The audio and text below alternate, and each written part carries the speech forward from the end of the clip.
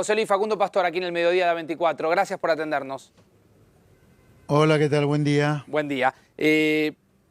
¿Cómo calificaría, José Luis, qué palabras le podemos poner a las medidas que tomó el gobierno? ¿Son un cepo o es un cepo? Y tenemos un mini default o default selectivo y un cepo chiquitito por ahora. Acá, antes de empezar a opinar en sí mismo la medida, me parece que hay que poner un poco de perspectiva y de contexto en todo esto, porque a mí me impresiona cómo Argentina se repite. Argentina en el último medio siglo ha tenido 7 crisis económicas, con mayor o menor grado de profundidad, pero no hay un solo plan económico que no haya terminado en crisis en medio siglo de vida de Argentina. Y en todos los planes económicos que terminaron en crisis hay 3 comunes denominadores, en todas de las 7 crisis. Algún acuerdo con el Fondo Monetario, algún control de capitales o cepo cambiario y alguna reprogramación de la deuda, ya sea la interna, la externa, etc. Así que lo que ha ocurrido ahora, tomando en cuenta el último año, es un acuerdo con el Fondo el año pasado, la semana pasada un default selectivo o reprogramación de la deuda y ayer un control de cambio. Entonces esto está siempre. Entonces cuando uno va a opinar sobre estas cosas tiene que tener claro que en Argentina, dado que está chiflada y no para de repetirse en todo lo que hace, termina todo en crisis y en las crisis se hacen estas 3 cosas.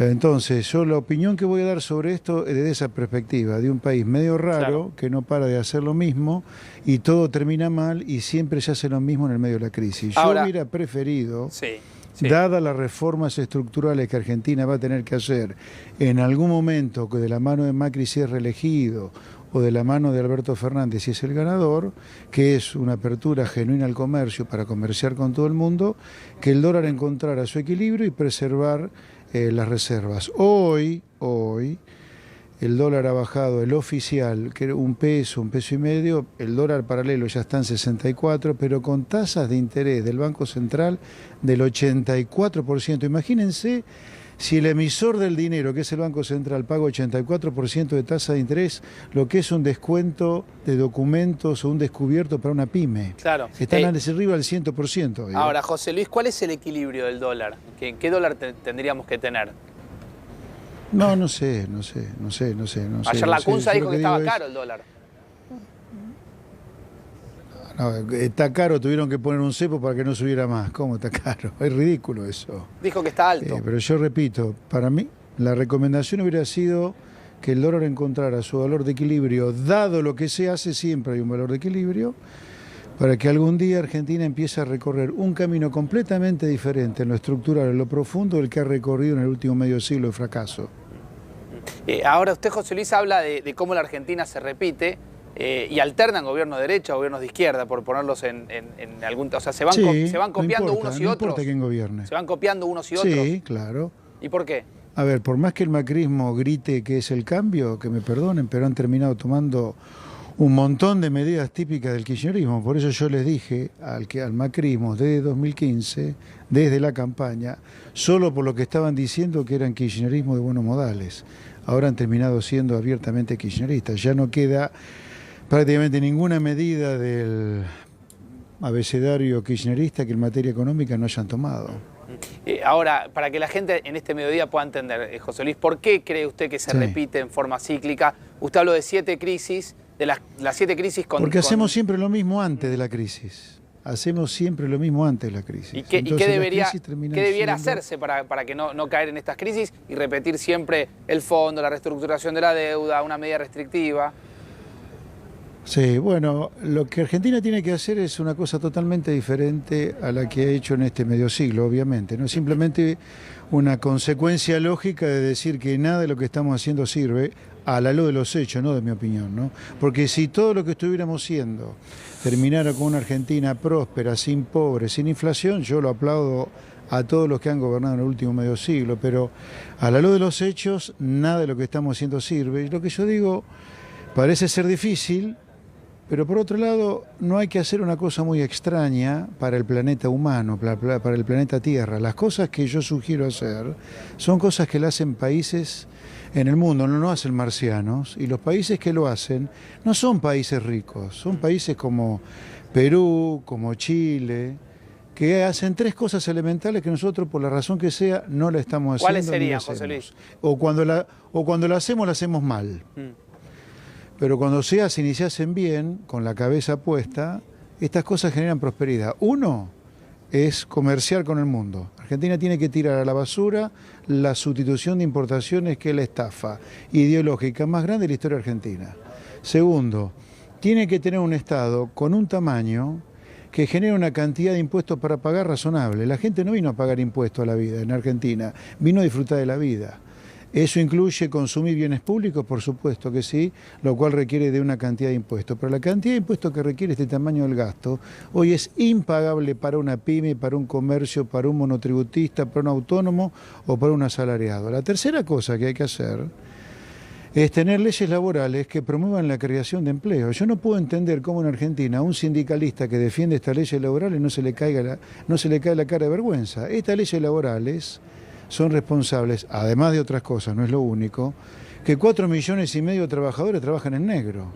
Entonces, estas son las cosas que hay que hacer y son las cosas que yo ya le advierto a aquel candidato que hoy está en la oposición, pero que es el que más chance tiene de ganar, Alberto Fernández, que acá Macri fracasa por no haber hecho lo que había que hacer, estas tres cosas, y que él, por más que ande contento por la vida en su interior, a lo mejor porque tiene grandes chances de ganar, si no hace lo que tiene que hacer, le va a ir mal también, porque lo que hay que hacer no distingue signo ideológico o partido político. Lo que hay que hacer lo tiene que hacer cualquiera que gobierne, si es que quiere cambiar la Argentina, ¿no? Ahora, podemos seguir con este camino justificando que no hay que hacer lo que hay que hacer por los costos políticos y sociales, que Argentina está pagando costos sociales muchísimo peores por no hacerlo. Por ejemplo, que tengamos una mitad de los chicos pobres. Claro, ahora, quiero pararme en esos 3 puntos, José Luis.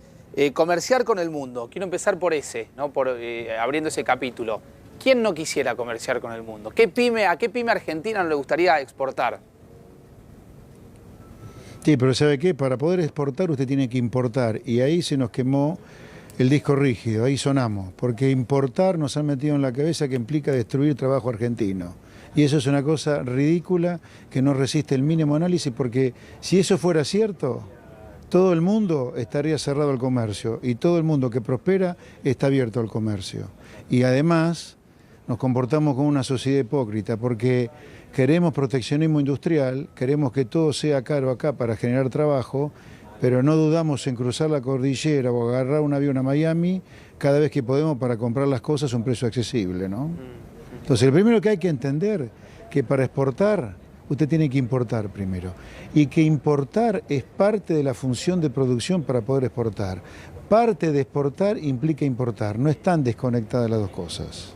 Sino totalmente conectadas. El segundo capítulo, que es el de los impuestos. Usted plantea que no se pueden seguir pagando los impuestos. Creo que del otro lado, cualquier persona humana, que está muy de moda en estas horas de hablar de personas humanas, o cualquier empresario, que también es una persona humana, o cualquier persona jurídica lo debe estar aplaudiendo. Ahora, si se pagan menos impuestos, ¿cómo se financia el Estado?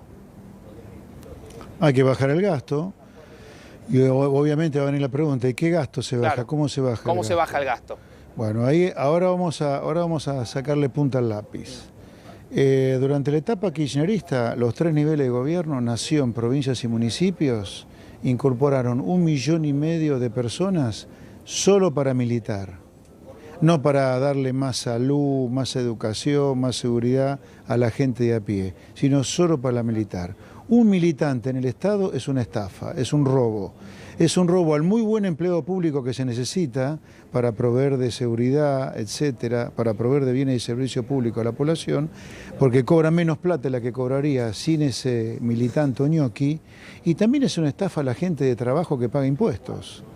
Los chicos que están detrás de cámara, nosotros, usted mismo, pagaría mucho menos impuestos si no existiera esta estafa de este 1,5 millones de empleados públicos que se incorporaron a los 3 niveles de gobierno durante el kirchnerismo. Ahora, para que esa gente tenga futuro, del cual hay que ocuparse, habrá que formarla, capacitarla y que el sector privado cree 1,5 millones de puestos de trabajo para que esa gente no quede a la deriva. Ahora, para que ese sector privado cree 1,5 millones de puestos de trabajo, para que esta gente tenga cabida, usted tiene que hacer esa reforma estructural que yo le nombré en primer lugar, y la tercera reforma, porque ahora vamos al tercer punto, que es que con estas leyes laborales, olvídese que un empresario vaya a contratar a alguien, en blanco al menos. Si lo contrata va a ser en negro, porque nadie va a ser tan suicida como empresario de contratar a alguien y que si lo despide corre el riesgo de quebrar por el juicio laboral que se come, como ocurrió en Argentina. Ahora, que hay que... Entonces, estas leyes laborales no le sirven a ninguno. Cuando me meto en el tercer capítulo, las leyes laborales, ¿qué es lo que hay que revisar ahí? Abrir los convenios colectivos de trabajo. Todo, absolutamente todo. ¿Cómo se hace Son 5 leyes. ¿Cómo se hace para hacer una reforma laboral sin pisotear derechos adquiridos? Mire, primero, vaya a preguntarle usted a los 4,5 millones de trabajadores en negro que no tienen vacaciones, ni medicina, ni jubilación, cuáles son sus derechos. Esa gente, que es 1/3 de los trabajadores privados que hay, no es poco, 1/3, algo inhumano directamente, 1/3 de los millones de trabajadores en blanco, en privado que tenemos, trabajan sin ningún derecho, así que ahí no hay ningún derecho adquirido. Yo pensaría nuestras leyes laborales a la luz de esos. Son 5 leyes laborales que hay que cambiar. La ley de obras sociales, la ley de contrato de trabajo, la ley de convenciones colectivas de trabajo, la ley de asociaciones profesionales. Esas son las leyes que usted tiene que cambiar. Ahora, yo repito, está demostrado en el mundo que los países que han hecho esto, no como los ricos, Suiza, Estados Unidos, etcétera, sino países ya cercanos a nosotros, vecinos nuestros, lo hacen y le va bárbaro. Entonces yo digo, el camino es por ahí, el camino claramente no es por el lado nuestro. Nosotros somos un disco rayado que no paramos de repetirnos y eso está generando una Argentina cada vez con más pobres. Es al revés de lo que se nos dice. Ahora, por no hacer lo que tenemos que hacer, Argentina es un país que tiene destino miserable si sigue así. Ahora, José Luis, uno lo escucha, vamos repasando algunos puntos y contrasta eso con esta idea de disco rayado o Argentina chiflada que usted le pone. Contrastamos eso con las cifras de cómo salió la elección, por lo menos estas primarias abiertas, y uno ve que 12 millones de un lado, 8 millones del otro, evidentemente la enorme cantidad de argentinos van por otro lado, o por lo menos piensan que la solución va. Sí. A ver, yo le acabo de hablar de 50 años con 7 crisis. A ver, uno no tiene más de una crisis cada 10 años sin responsabilidad de toda la sociedad. Esto no es un problema solo de la clase política, de los gobernantes o de los malos empresarios o de los sindicalistas malos. Acá la sociedad sin duda que es responsable. Cuando uno habla de procesos tan largos de decadencia como el argentino, sin duda que la sociedad también es responsable. No es, porque si hubiera un solo gobierno malo, 2 gobiernos malos, 3 gobiernos malos, pero acá estamos hablando de un último medio siglo donde Argentina se le pasó en crisis, y si va un poco más atrás podés hablar hasta de 70, 80 años que a Argentina le va mal. Así que sin duda que la sociedad, los perdedores del modelo, mirá lo que te hablo, los perdedores del modelo también son responsables de lo que pasa. Claro. Y es cierto, en esta elección la sociedad lamentablemente compró el buzón llamado grieta. Mirá el buzón que será la grieta, que el macrismo, que se ufana de ser distinto al kirchnerismo, termina tomando un montón de medidas que no son iguales, son el calco del kirchnerismo. Así que la gente votó algo que es la grieta, donde no hay ninguna diferencia o no hay demasiadas diferencias profundas entre ambos. Claro. Pero sí, claro, la sociedad también es responsable. Por eso yo escribí mi segundo libro que se llama La sociedad cómplice, que compra buzones a los ganadores del modelo, que son buzones, son mentiras. A ver, analizando un poquitito más esa sociedad cómplice, una pregunta sencilla es, ¿por qué cree usted que la sociedad compra esos buzones, se mete adentro de estas dinámicas realmente inservibles como fue la dinámica de la grieta? ¿Por qué motivo? Bueno, ahí vuelvo a la responsabilidad que tienen los ganadores del modelo, que yo creo que son mucho más responsables que la sociedad cómplice, por cierto, en algunas cosas. Por ejemplo, la educación en Argentina está destruida. Hemos destruido la educación. Y destruir la educación es parte de la estrategia de los ganadores de este modelo decadente, de que la gente, piense con los pies, no con la cabeza.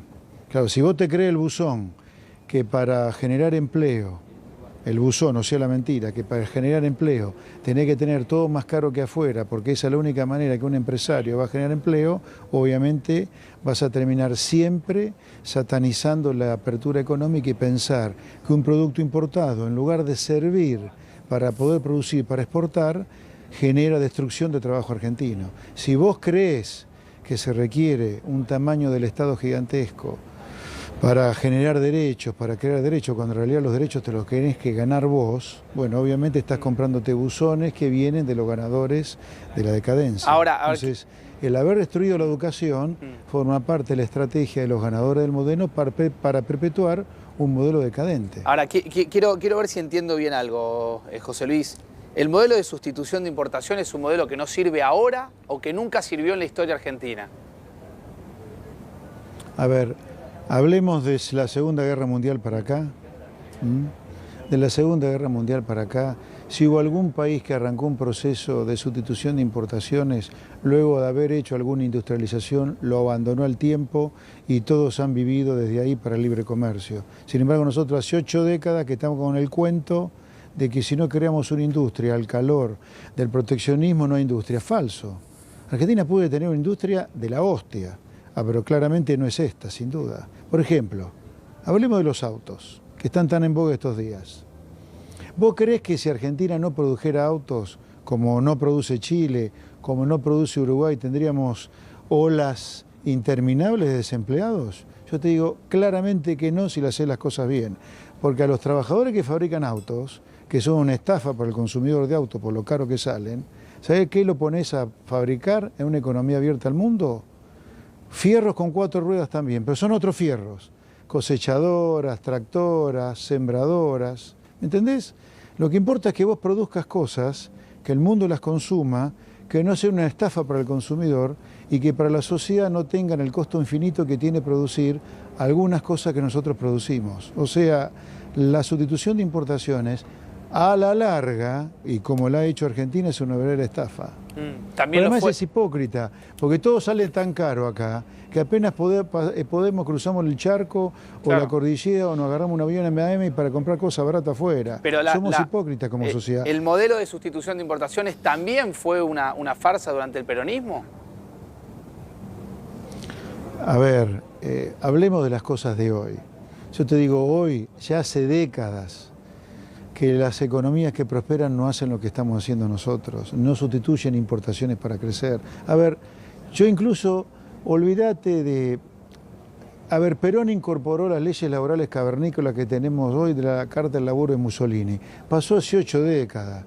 Olvidémonos de 7 décadas para atrás, 8 décadas. Lo que yo te digo es que los ejemplos después de la Segunda Guerra Mundial de países que crecen hoy, no al inicio después de la Segunda Guerra, que crecen hoy, no son ejemplos que hagan lo que hacemos nosotros. Pero además, mirá esto, Argentina en los últimos 30 años, en promedio tiene 1/3 de la población pobre. Hace 30 años que Argentina tiene 1/3 de la población pobre. No es de Macri, no es de Cristina, ni de Menem, ni de... Arranca hace 30 años esto. Entonces vos tenés que cortar con eso de manera urgente, porque ya la mitad de los chicos incluso son pobres, lo cual garantiza que si seguimos así, Argentina en algún tiempo va a tener la mitad de la población pobre. Ese día Argentina va a poder ser calificado en el mundo como un país casi africano. Ese día no te viene a invertir nadie acá y la poca plata que haya acá se va a ir afuera.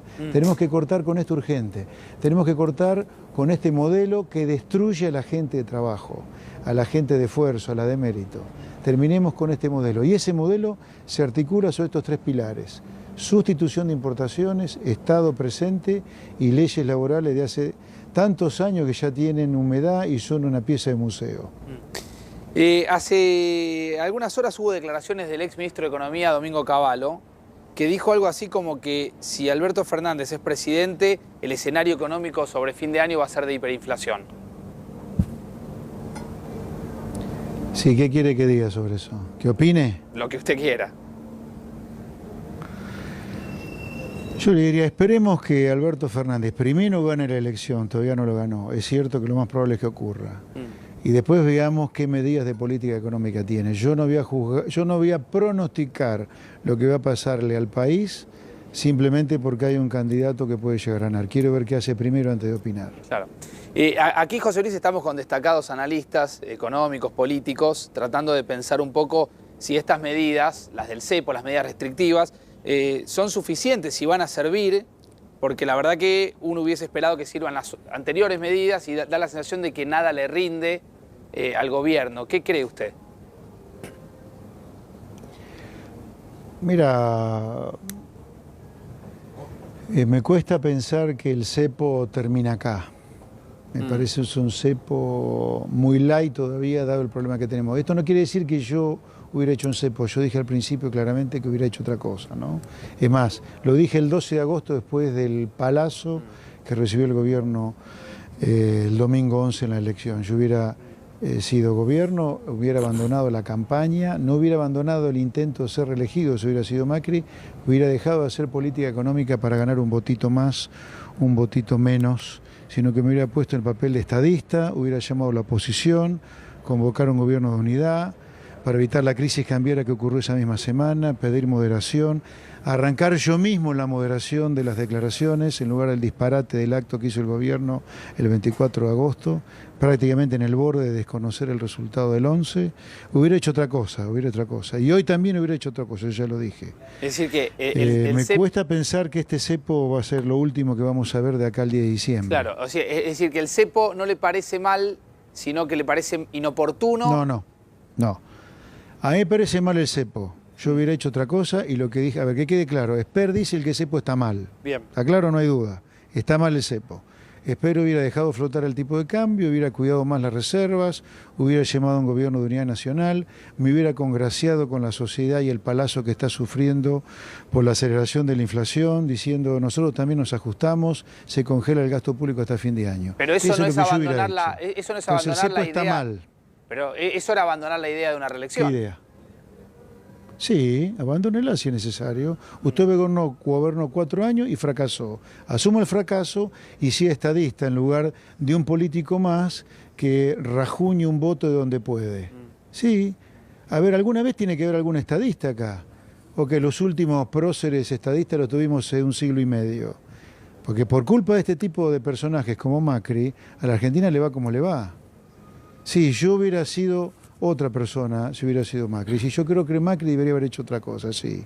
Hubiera abandonado la política económica para ganar un voto. Hubiera abandonado la idea de rajuñar un voto como sea, sí. Porque fracasé económicamente hablando. Y a ver, y la otra pregunta que nos tratamos de hacer es ¿cómo se llega a diciembre? ¿No? Más allá de la especulación electoral. Olvidémonos de Macri y de Alberto Fernández, a pesar de que es difícil. Sí. ¿Qué hay que hacer para llegar bien a diciembre? Yo le diría a Facundo, hablemos todos los días si quiere y pronosticamos el día de mañana, porque hoy el 10 de diciembre es el siglo que viene. Bien, bueno. Esto se juega día a día. A partir de ahora se juega día a día. Le tomo la palabra, mañana nos reencontramos a la misma hora. Bueno, fue una broma. Fue una broma, la mía también. José Luis, muchísimas gracias, su tiempo. Un placer, chao, buenas tardes. Gracias, muchas gracias.